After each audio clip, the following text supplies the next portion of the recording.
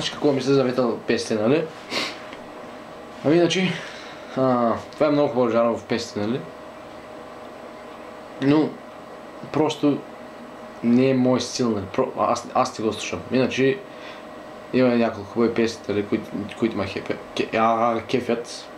На Металика имам, после на AC/DC. Не знам друго. Чай да взема чая. И пак мога да забравя всичко, нали? Въпреки че ми каза да не го вземам, все пак какво да се прави. Чай ще ме сърби тук. Точно така.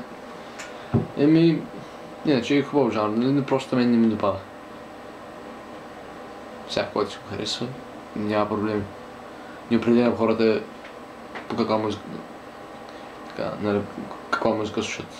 Освен ако не е чалга, разбира се. Това е най-тъпото нещо.